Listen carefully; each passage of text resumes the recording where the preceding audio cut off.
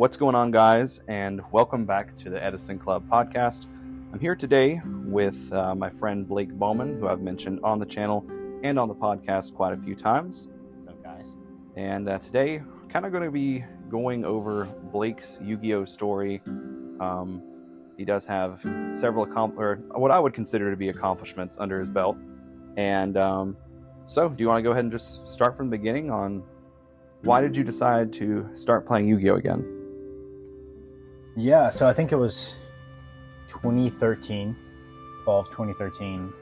I had just moved back from Mount Airy. My family and I had been living in Raleigh, and we actually planned on going overseas.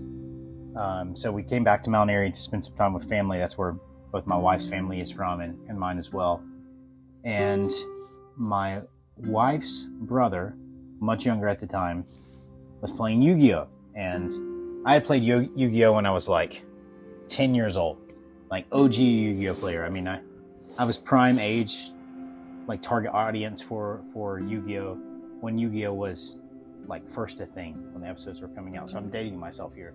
I'm 35 now, but anyways, we used to have this card shop up on Main Street that by night was a card shop, by day was they sold candles. I don't think they actually ever sold candles. Yeah, but it was like YuGiOh and maybe drugs or something. I don't know. I don't mean, actually, I shouldn't say that. They were very kind people, and I was grateful for that community. But I was pretty dang good. You know, back in the day, I was a kid playing adults, and I almost always won. And that's how I built my collection back then, and just by like winning the booster packs every single week. And I had fun. And so here I was, like 23, 24, something like that. And I thought it might be a way to get to know Amber's younger brother and develop a relationship with him. So I started looking into picking up some cards and going with him to his local card shop, which was no longer the candle store, sadly. But what was it called, Mike? It was like Dragon's Pen Trading. Yeah. It started out at the flea market. I've mentioned that a few times throughout the channel's history. But it started out at a flea market, eventually turned into a storefront. Yeah. So anywho, I started going, and I think within like a month I built a deck. The game was so different from obviously summoning like Tributing 2 for Blue Eyes, you know, the most spicy combo you had back when, in my heyday, was like play Flute of Summoning Dragon with Lord of D. Kaiser Seahorse. Yeah. So, started to learn the game. I think my first regional I played some sort of frog deck. Yeah, it was Star City Games hosted a regional in Roanoke, Virginia, and I played Hunders with Tour Guide, side decking into Gladiator Beasts, and actually managed to beat a few people. I don't know how, but yeah, you played Frog Monarch, and it was like max rare for the time. Yeah. It's like Ulti, Treeborns. Well, I didn't have those yet. I picked those up. You didn't? Okay. Later, yeah. Okay. But I remember now, it actually, looking back on it, was kind of clever. Maybe I was ahead of my time, because I remember I main deck. I didn't actually play Monarchs. I had like, I think Genzo on the side or something. But I played 3 Junk Synchron, and I was playing Tidal. Yeah, I do remember that. What's the thing that like you attach some kind of like sea serpent, and you attach a monster in the spell or trap? Oh, Sea Lancer. Yeah. Is that his name? He gets really big. So you put like Poison Draw Frog. Exactly. Yeah, all these things. That was the whole idea of the deck. I kept like just looping Duke Frog and Poison Draw Frog. And I like know nothing about the game. Actually, looking back on that, you know, I'm kind of proud. I didn't pilot it very well. I didn't know the rules. We also had to play at that regional. Yeah. I think you had to play Brandon Combs too, didn't you? Was that event, or was that a different regional? Dude, I don't even remember. Because I played it twice. We also went to a Charlotte regional shortly thereafter. That's true. And I played the same deck. Yeah. But I sucked. I didn't even know the rules at that point. People were probably cheating me, and I had no clue that it was even happening. I had been playing, and I was terrible. None of us were great. None of us were great back then. But towards the spring of the following year, 2014, I picked up this deck called Madolche. And it pretty much just changed the way that I approached YuGiOh. I just thought it was so cool. Like, these cute little... The deck was pretty sweet. Yeah. Indeed it was. Yeah. And we had this tournament that was like big for our local, aka 12 people or something. Yeah. Yeah, like max size, like big local, I think was like 15 people. Yeah, maybe we had 15 or 20 that day. I don't know. It was pretty large scale for what we had. Mm-hmm. But the winner got a Boujan deck, which had just come out in the last set. And everyone was super hype on it. Everyone wanted it. And I was pretty much a nobody. Like, I had just started coming. I hadn't actually been coming a lot. One thing that I've never really done in Yu-Gi-Oh! is play.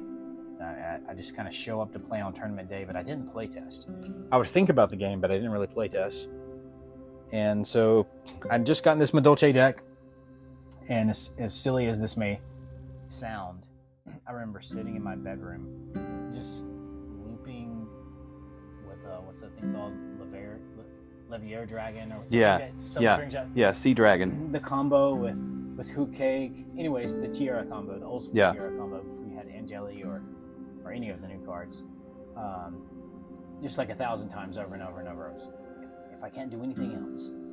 You know that combo. Yeah. And I did really well that day. I beat people I probably shouldn't have beat. And then I was in the finals, and I'll never forget this. I was playing against a guy. John. Yeah, John. John's probably listening. I'm sure he remembers this.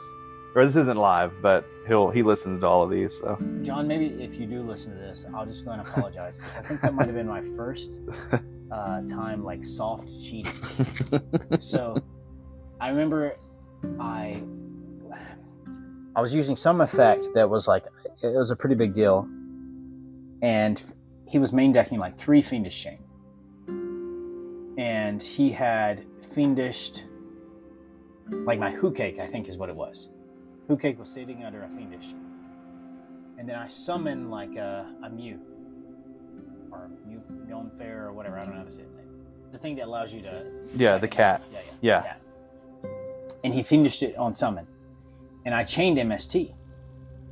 And then he chained Book, like, on my Mew or something. I don't know.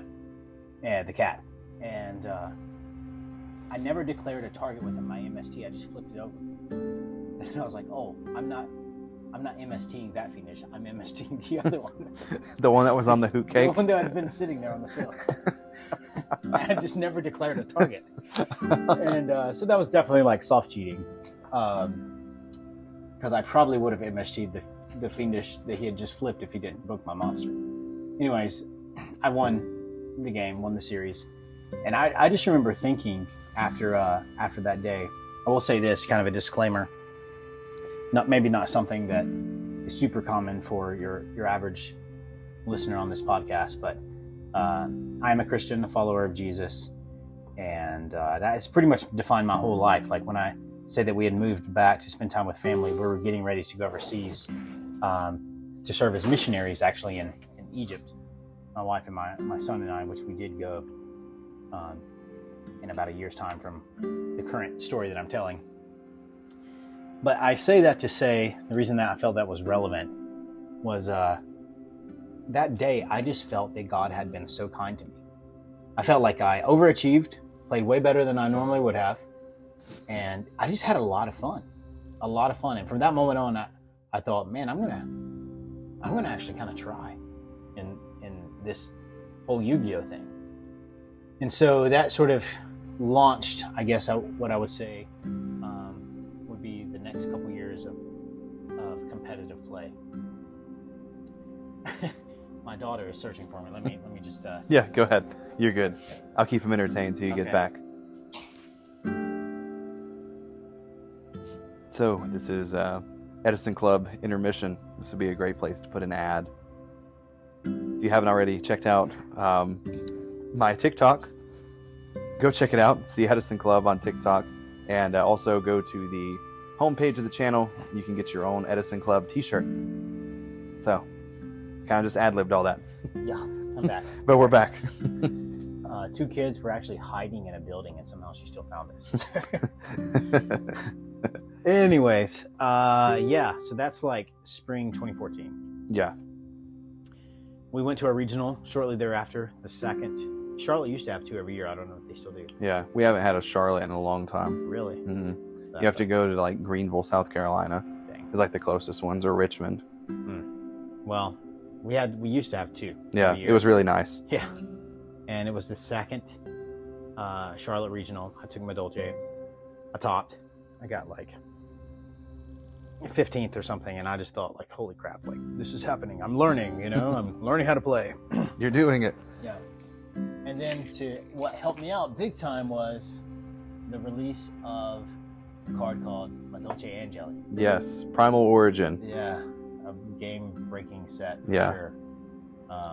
Really shook up the meta, and that kind of inaugurated one of the most beloved metas of all time, Hat format. It was like the Wild West heading into that year's Nats. No one really knew what the best deck was. Yeah. And I kind of say it's the opposite of Edison. In Edison, there are all these different decks that you can play. Like, truthfully, there are probably like a dozen relevant decks. But in my opinion, they all suck.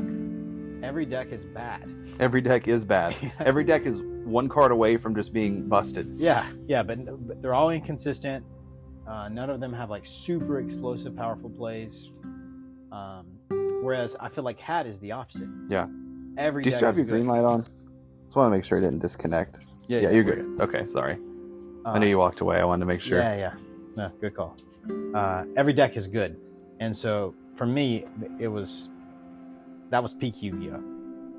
So, I took that nationals really seriously. I didn't play test again, but I was work full time. I have a family, a wife, and a son, and I take my responsibilities as a parent and a husband very seriously, and so I haven't always had that much time for Yu-Gi-Oh. But I thought about it in my free time, and that led to some really good deck building decisions. I remember that I actually main decked the hands, or at least 2 fire, 1 ice in that Nats. I also main decked Pudding Cess because a lot of people were playing Floodgates, and Angeli in the Pudding Cess was a really good out the Floodgates back then. And I did well. Day 1 at the tournament, I remember that may have been like the last like super big Nats that we had, because there were like 4,000 people. Yeah, it was very large. Yeah. Yeah. It was massive. Before we go into day 1, do you want to go over your pre-Nats ritual of building your deck in the bathtub? Okay, so this is some pro tip advice to everyone, okay? For me, it's warm water. Who knows what it is for you? It could be anything. It could be peanut butter. It could be peanut butter. I don't know why my mind went to this, but I immediately thought peeing your pants, but maybe only get one shot at that. Yeah, whatever works for you. Yeah. So I'll connect the two. In between every game, I go and I wash my hands at a tournament, and I use warm water. Usually you're at some big venue where it takes like 3 minutes for the water to get warm. I don't give a crap. I just sit there until the water gets warm, and I just rub my hands under the water together. I think about the last game, the good things I did, the bad things, the misplays, etc., and it just calms my nerves because my hands will get cold, when I'm playing. When I was building or like prepping my deck, like last second, just revisions, looking over, the list that I wanted to bring, I actually sat in the bathtub in our hotel With the coffee table. I took the coffee table in there so I could have a place to put my cards, and then I sat in the bathtub for like 2.5 hours, just by myself. Yeah, we honestly at one point were like, where's Blake? Where's he been? You've just been in the bathtub with the coffee table for hours on end. Yeah. But that ritual apparently worked. Yeah. From how day 1 went. Kind of a weird guy, but a lot of good memories from that Nats. I know that Brandon played Billy Brake at that Nats, Brandon Combs, and he won. That's a fun story. Other than that, I think you all actually bombed, right? Am I getting the Nats right? Yeah, so I guess we should back up before the bathtub deck building. We went to Jeff Jones' store, which was in Detroit, Voltage Gaming. Not sure if it's there anymore. They had a pretty large scale tournament the night before, and It was going to be great because everyone was going to be there. That was playing in the Nationals already. Good testing. And I want to play Mermail. I want to put my jank deck Noble Knights behind me and play Mermail. And I get absolutely just dumpstered at that event. Didn't beat anybody. I don't remember if I actually won a game or not. Probably not. But that experience was not great for me. I think the others also got dumpstered. Do you remember how you did at that event? I didn't go to that. I think I was in the bathtub.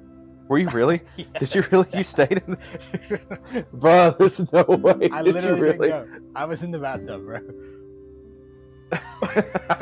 So I lost to Pure Lightsworn, like round 3. Just not even any dragon rule. Like, this guy had bought 3 structure decks and was like, I'm just going to go play. Yeah. And just dumpstered me. Like, triple Judgment Dragon. Absolutely dumpstered. Which I guess they probably does have a decent matchup at the old school Noble Knights. Yeah. Well, I was playing Mermail. Which had a good OTK game, but apparently not as good as Lightsworn. Yeah. I got dumpstered, and you were in the bathtub the whole time. Now you know playtesting is overrated. Yeah. I also remember Patrick Hoban was playing YuGiOh at that event, and we were all just like, "What the heck? That guy's not playing YuGiOh tomorrow." Yeah. He ended up playing Sylvan. Yeah. But he didn't play Sylvan. He didn't? No. He played Lightsworn Ruler. Oh.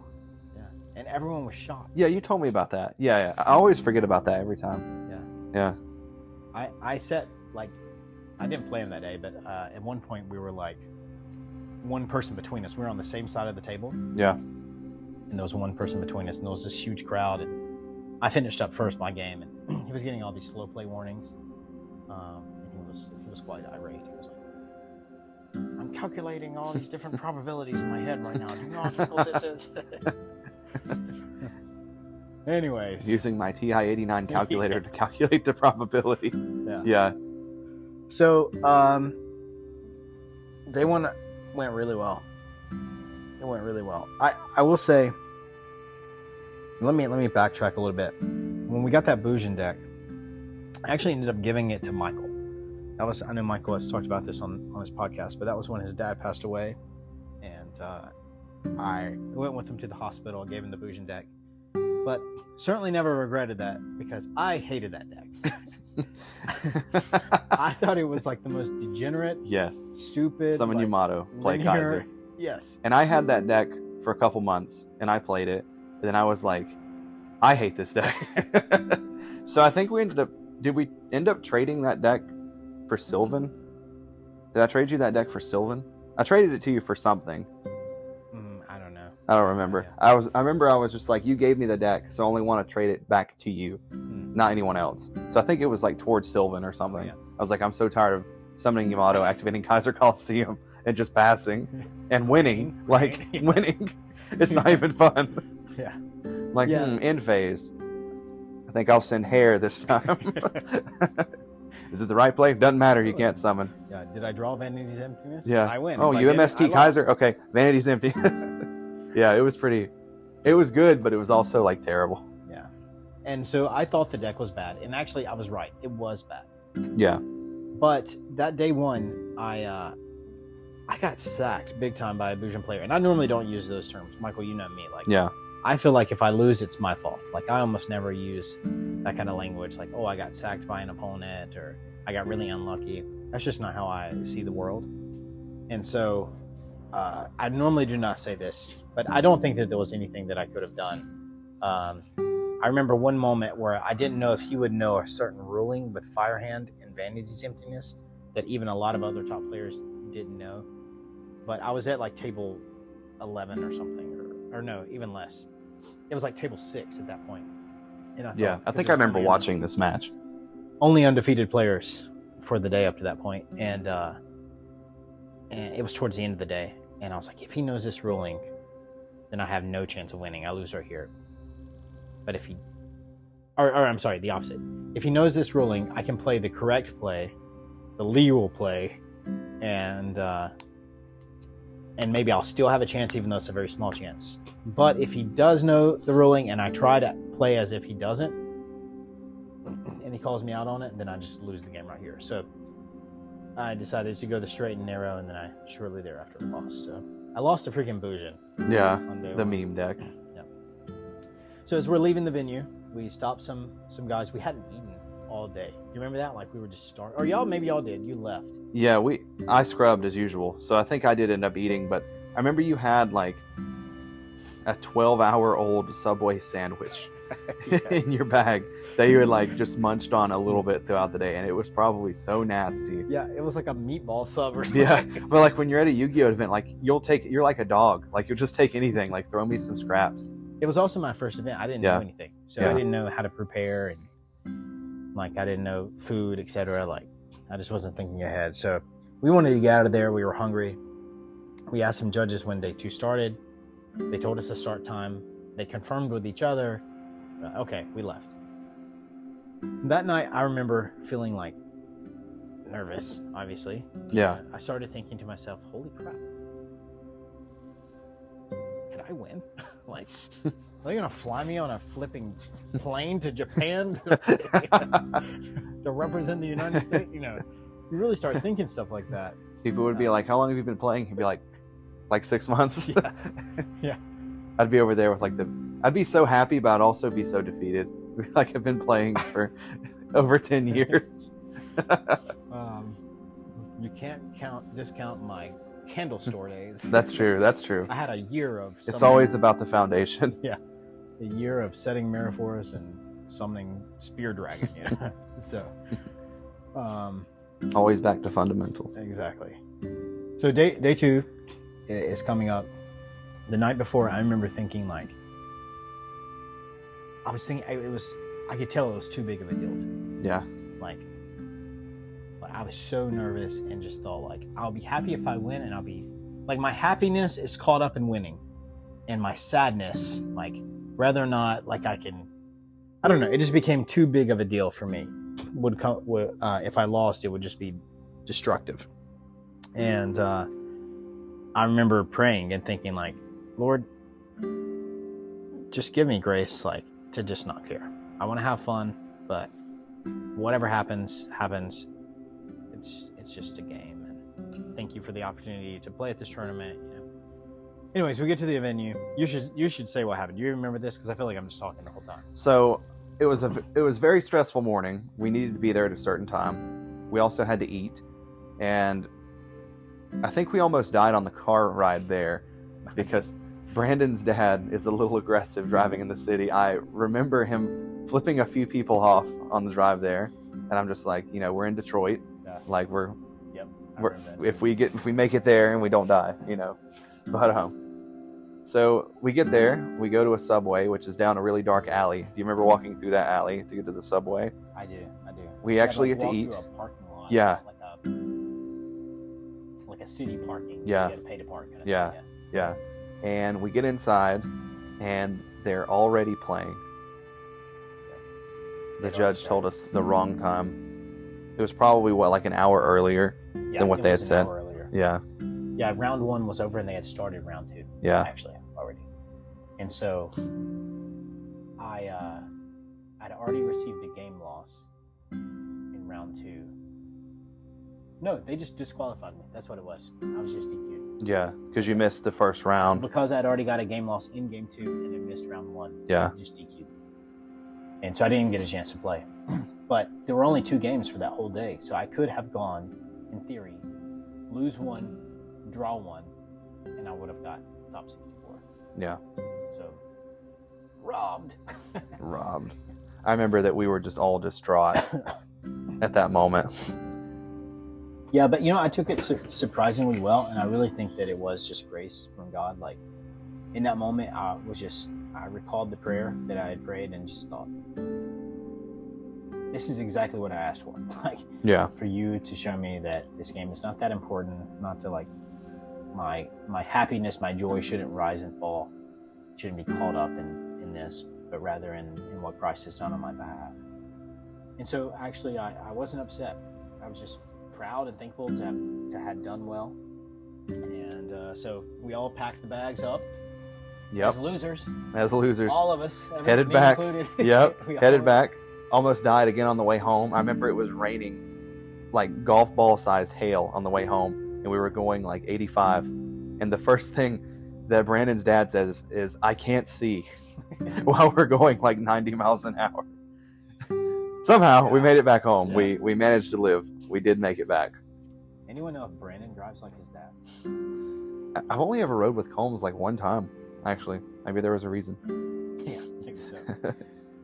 So where did you go with YuGiOh from there?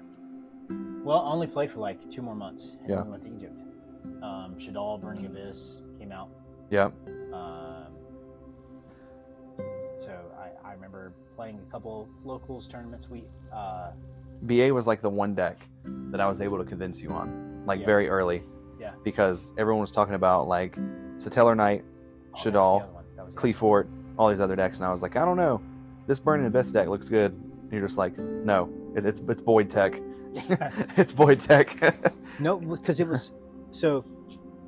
I thought that there were 2 sets that year, 2 big crazy sets, right? Yeah.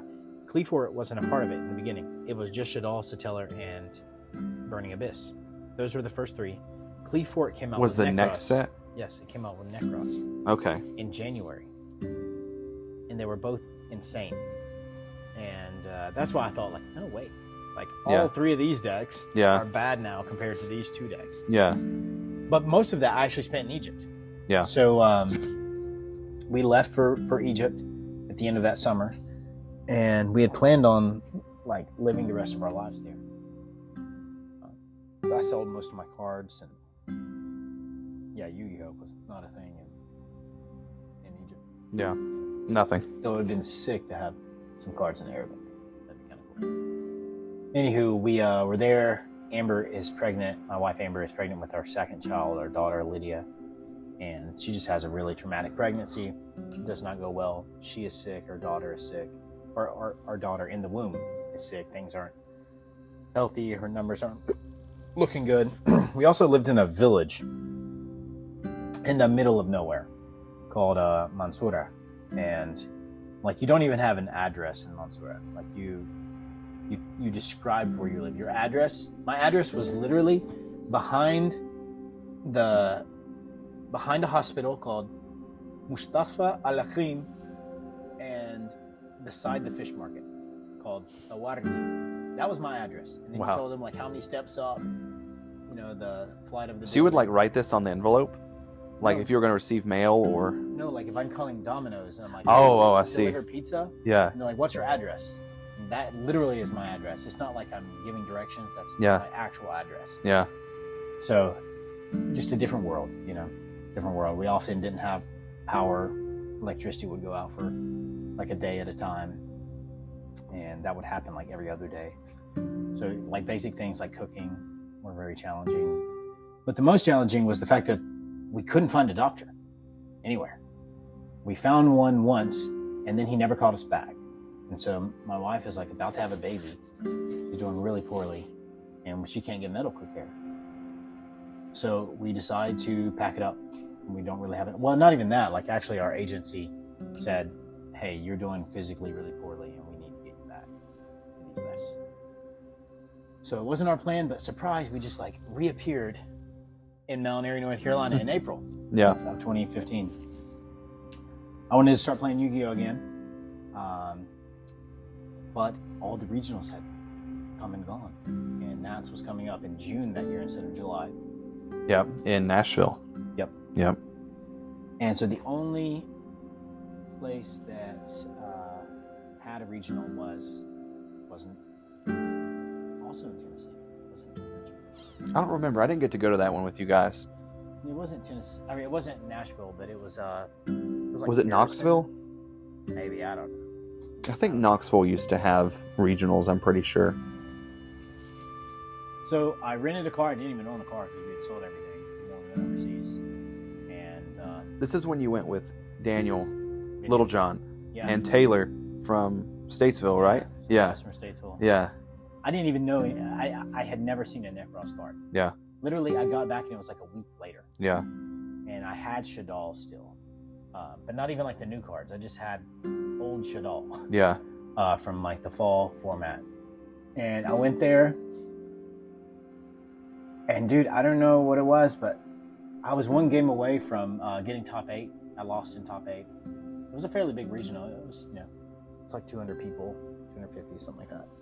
I feel like that's big compared to a lot of the regionals today. Yeah, they're very small now. Yeah. But I got my top, went to Nats. The week before Nats, I decided I was going to play Necros. Didn't even know what I was doing. Main deck to the hands. It was a good call. Did day 2, but I lost fair and square. No judge cheated me. I lost the last game, actually. Last game. If I would have won, I would have topped it.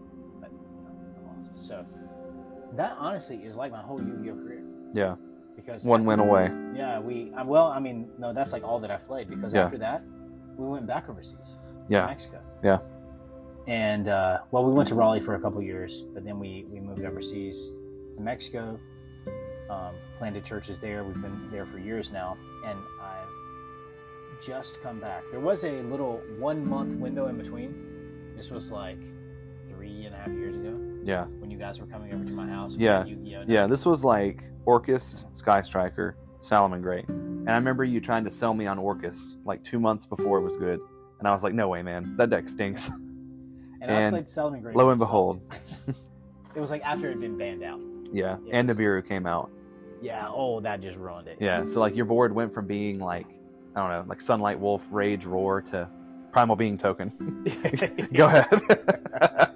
It was so bad. And that happened to me multiple times at that regional that we went to. Yeah, and I hadn't really been involved in the game a lot at that point either. I had been out. And I remember playing 60-card Danger Dark World at that event. Really? Yes, it was 60 cards. It was Danger Orcust Dark World. And I started off 3-0. Very surprised. Don't know how in the heck that happened. And I was like, okay, as long as I keep playing against dumpster players, I'm going to get there. And I played against Subterror, and I did not know what the heck was going on whatsoever. And I was so flustered in the match that I drew an extra card off of Danger Nessie. And as I normally do, I quickly shuffled my hand. So there was no way to confirm what the card was. So I ended up getting a game loss in game 3. Losing there. And I was like, that's fine. No big deal. Played against Subterror again the next round and got dumpstered because I just had no idea what the deck did. Well, if it makes you feel any better, I played at that regional, and you saying Subterror now I still have no idea what that is. And I played at that regional. I don't know what that is now. I'd played like garbage Subterror, as I do with my garbage decks when it first came out. But I never actually played with Guru, which was the card that made the deck actually good.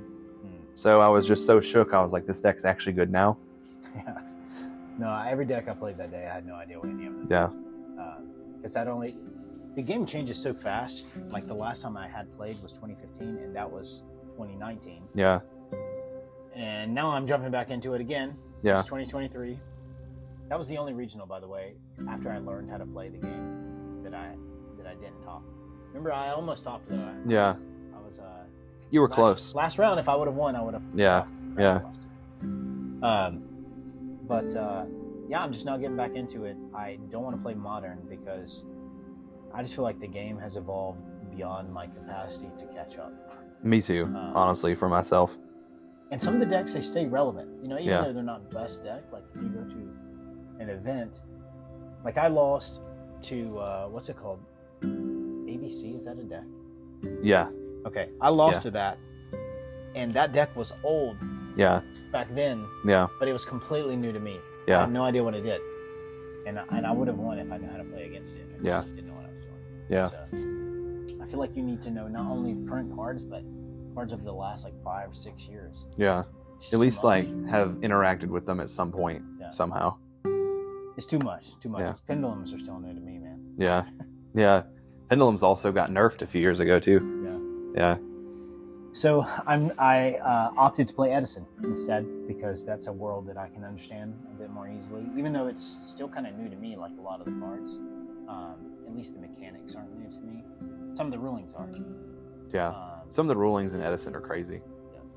They're like, it's like stuff that you should know, but you just don't know. That's what I keep running into. Mm-hmm. But I guess maybe I'll land the plane just by saying this, that, I had sold, every time I went overseas, I sold my stuff. And I had, Michael mentioned some of my 43 boards earlier. I had invested a decent amount into YuGiOh. I had a pretty good collection. But by the time I went overseas this last time, I really had almost nothing. A couple of Ulti-Maxis, which allowed me to get back into the game when I just traded them for decks or whatever.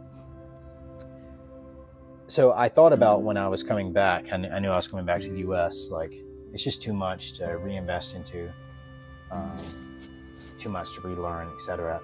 But for me, YuGiOh became a community that I didn't know I needed, I guess. I played sports my whole life. I kind of have like a competitive leaning, I guess. And even on like an intellectual outlet, like it allows me to just invest in something, invest in a hobby. Because sometimes, well, I'll just be frank, like this last stretch of my life was definitely the worst stretch of my life. As difficult as it was leaving Egypt and all the medical problems that Amber had, Mexico was worse, way worse. Dealt with like extreme depression there. I experienced some things that no human being should ever have to walk through. Some abuses and hardships that I wouldn't wish upon my worst enemy. And so I'm really thankful for YuGiOh and really thankful for, the people in Surrey County and then extended the people we've gotten to know over the years, and kind of, I think Michael, more than anyone else, has kind of coalesced this friend group. He's probably the glue that holds a lot of it together. But yeah, I'm just thankful to be a part of something again that is a hobby I enjoy, a way for me to diverge some free time and just escape from some of the harsh realities that life sometimes can bring our way. So thankful for YuGiOh, thankful for you guys, thankful for Michael, thankful for Edison, and looking forward to getting back into it. Funnily enough, I started with frogs, and I think I'm playing frogs now, so we've come full circle. Yeah, full circle. We're going to a tournament this weekend in Jonesville, North Carolina. It's for an Ulti Black Rose. The only bad thing about this tournament is it's at 7 p.m., so I'm going to be asleep by around 3. Dang, so, is that really? Yeah, Wow. it's at 7 p.m. How far away is Jonesville? Like 30 minutes. Okay. So it's not too bad, but It'll be a pretty decent sized tournament, you think?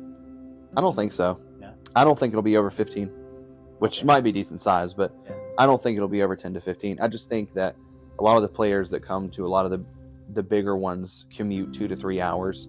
I just don't think that's feasible for them to be driving home at 2 or 3 in the morning. That's true. That's true. That's a good point. Well, that might be a better introduction for me because I still haven't really played. Yeah. The like 2 or 3 Lightsworn games we played, and I played Yeah. like 2 hours with Austin Wood on Dueling Book once. Yeah. And that's all I've done with Edison. That's all I know. Yeah. So, Well, I need to at least learn you know rulings. frogs. Yeah. Sort of. Yeah. Probably will get that wrong. Mistiming with Duke Prague. I don't know what I'm doing. Yeah. You'll be fine. You'll get there. Yeah. Well, thanks for having me on, man. Yeah, of course. Appreciate it. All right, guys. We're going to go ahead and tune this thing out. This is Mike from the Edison Club alongside guest Blake, and we'll be back again soon. Thank you guys for listening.